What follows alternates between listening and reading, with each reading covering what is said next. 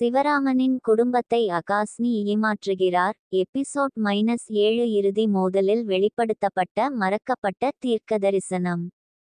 சமநிலை காவலராக சிவராமனின் தலைமையின் கீழ் வரப்பட்டியில் வாழ்க்கை தொடர்ந்து செழித்து வளர்ந்தது.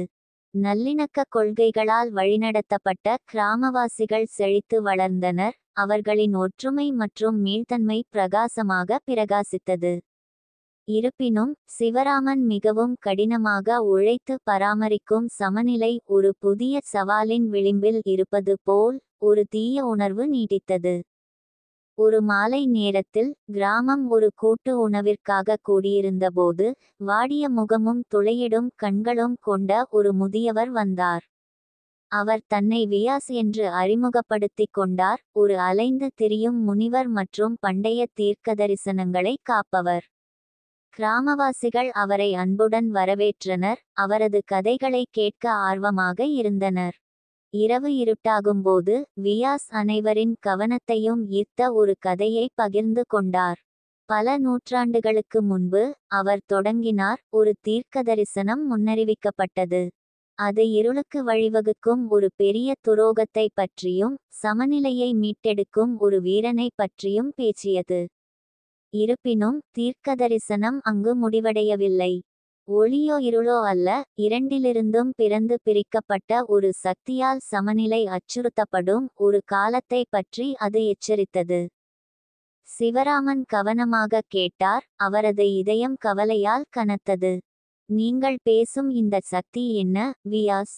வியாசரின் கண்கள் சிவராமனின் கண்களைச் சந்தித்தன. இது ட்விலைட் ஃபோர்ஸ் என்று அழைக்கப்படுகிறது. ஒளியும் இருளும் சரியான சமநிலையில் இருக்கும்போது, ஆனால் தேக்க நிலையில் இருக்கும்போது வெளிப்படும் ஒரு சக்தி வாய்ந்த நிறுவனம். குழப்பத்தையும் மறுபிறப்பையும் உருவாக்க சமநிலையை சீர்குலைக்க இது முயல்கிறது. சமநிலையை காப்பவர் மட்டுமே அதை எதிர்கொள்ள முடியும். ஆனால் வெற்றி பெற தேவையான அறிவையும் சக்தியையும் பெற அவர் மறைக்கப்பட்ட சரணாலயத்தை தேட வேண்டும் என்று தீர்க்கதரிசனம் கூறுகிறது. சிவராமன் தனது கடமை தெளிவாக இருப்பதை அறிந்திருந்தார். மறைக்கப்பட்ட சரணாலயத்தை கண்டுபிடித்து இந்த புதிய அச்சுறுத்தலை எவ்வாறு எதிர்கொள்வது என்பதை கற்றுக்கொள்ள வேண்டியிருந்தது. அவர் தனது நெருங்கிய கூட்டாளிகளான ரவி, மீனா, கார்த்திக் மற்றும் அனிகாவை சேகரித்து நிலைமையை விளக்கினார். இந்த முக்கியமான தேடலில் அவருடன் சேர அவர்கள் அனைவரும் ஒப்புக்கொண்டனர்.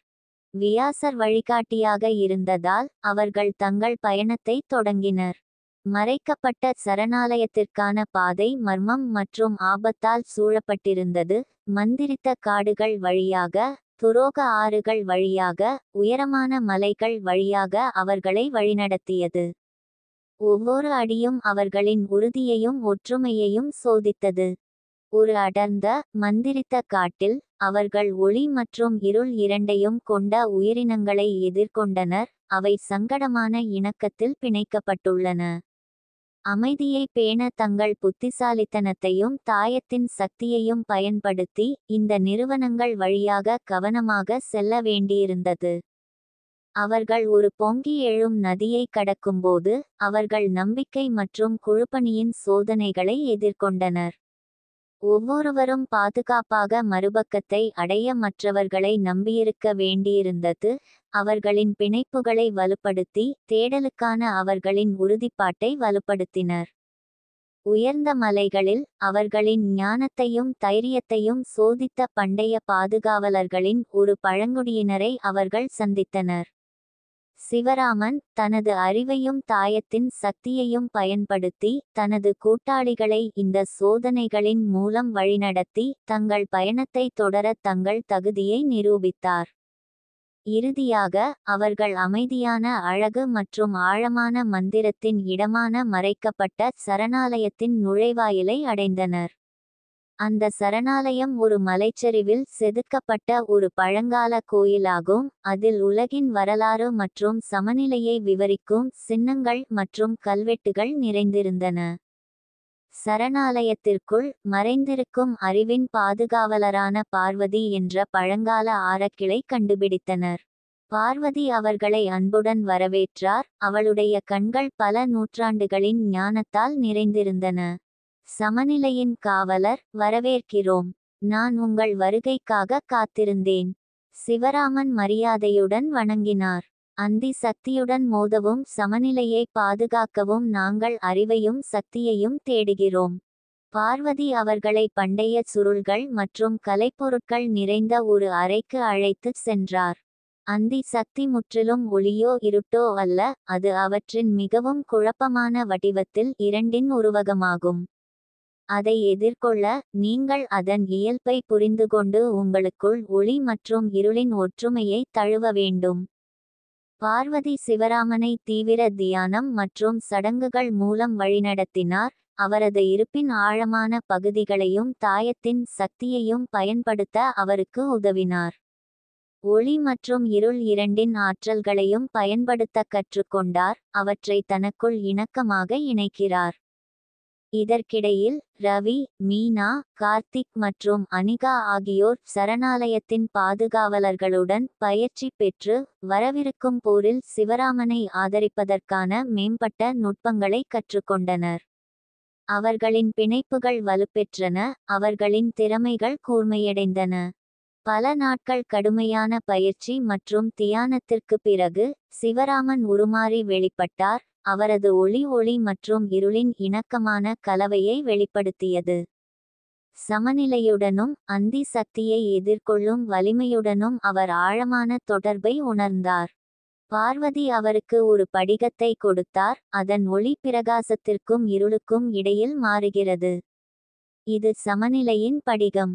இது உங்கள் புதிய சக்தியை இயக்கவும் அந்தி சக்தியை எதிர்கொள்ளவும் உதவும். புதிதாக கிடைத்த அறிவு மற்றும் சக்தியுடன் ஆயுதம் ஏந்திய அவர்கள் வரப்பட்டிக்கு திரும்பினர்.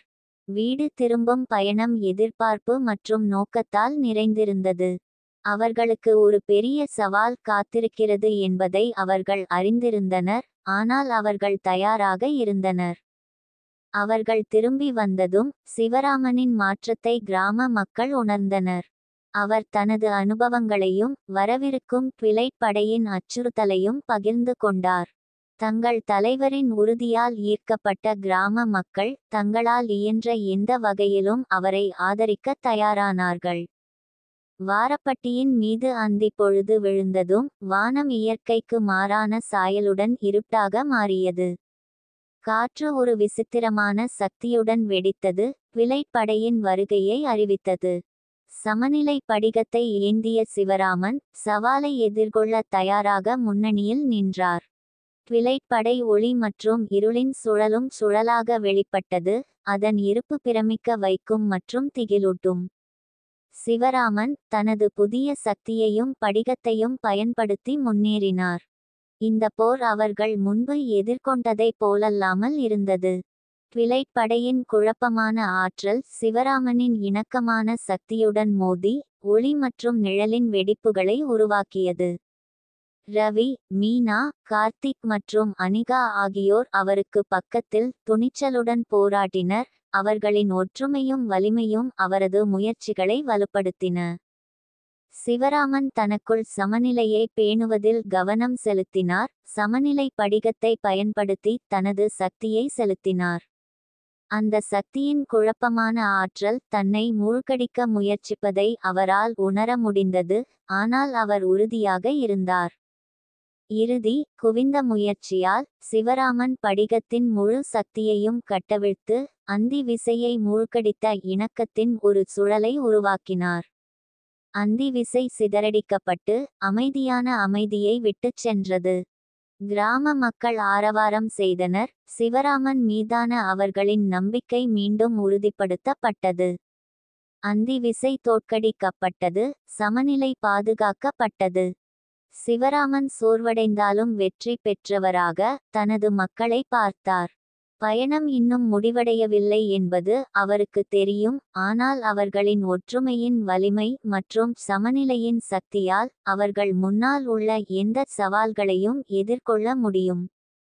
அந்திப்படையை சிவராமன் வென்ற பிறகு வரப்பட்டியில் அமைதி திரும்பியது. இருப்பினும் ஒருவித அமைதியின்மை நீடித்தது. இப்போது சமநிலையின் காவலரான சிவராமன் ஒளி மற்றும் இருளின் சக்திகள் ஒருபோதும் முழுமையாக ஓய்வெடுக்காது என்பதை அறிந்திருந்தார்.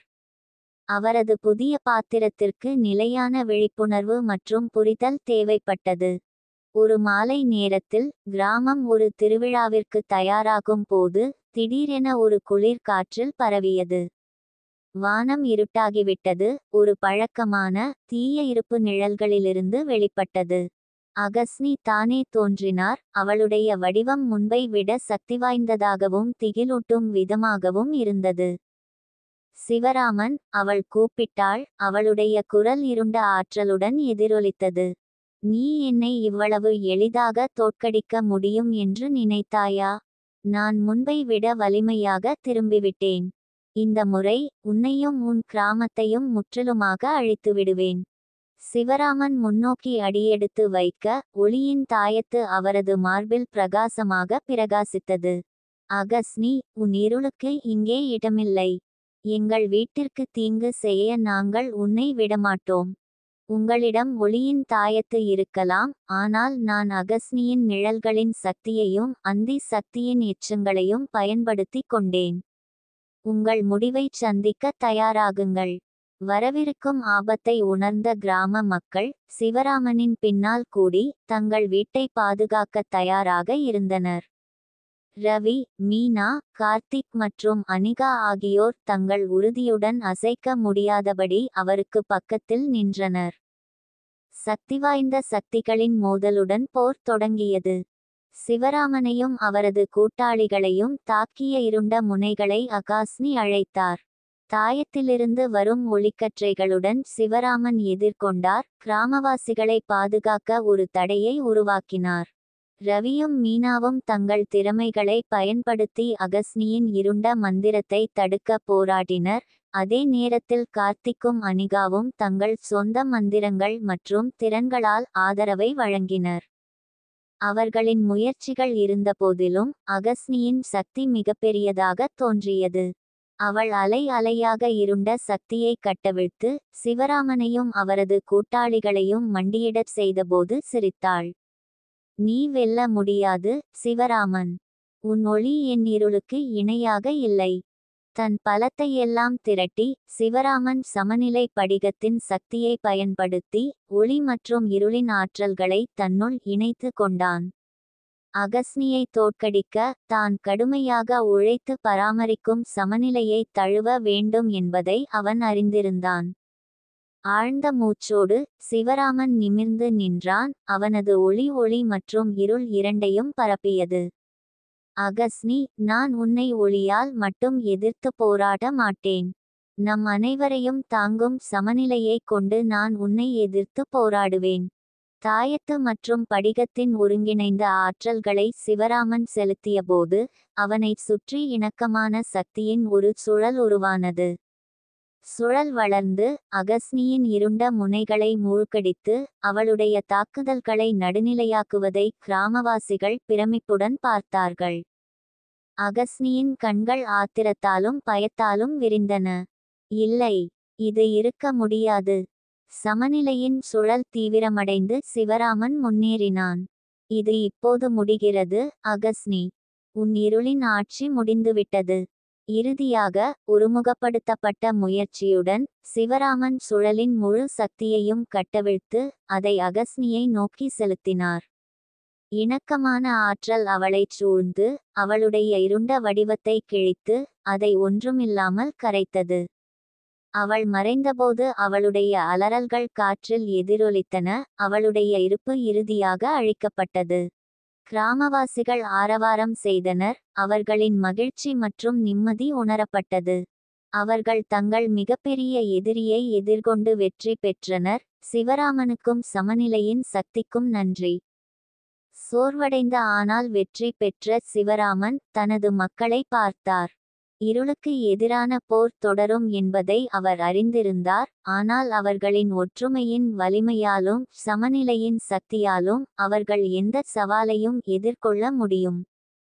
திருவிழா அவர்களின் வெற்றியின் கொண்டாட்டமாகவும் வரப்பட்டியின் நீடித்த மனப்பான்மையாலும் மாறியது. கிராமவாசிகள் நடனமாடி பாடினர். அவர்களின் இதயங்கள் நம்பிக்கையாலும் நன்றியாலும் நிறைந்திருந்தன.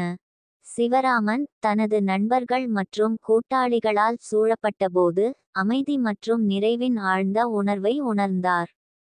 அடுத்தடுத்த நாட்களில் வரப்பட்டி தொடர்ந்து செழித்து வளர்ந்தார், நல்லிணக்கம் மற்றும் சமநிலையின் கொள்கைகளால் வழிநடத்தப்பட்டார்.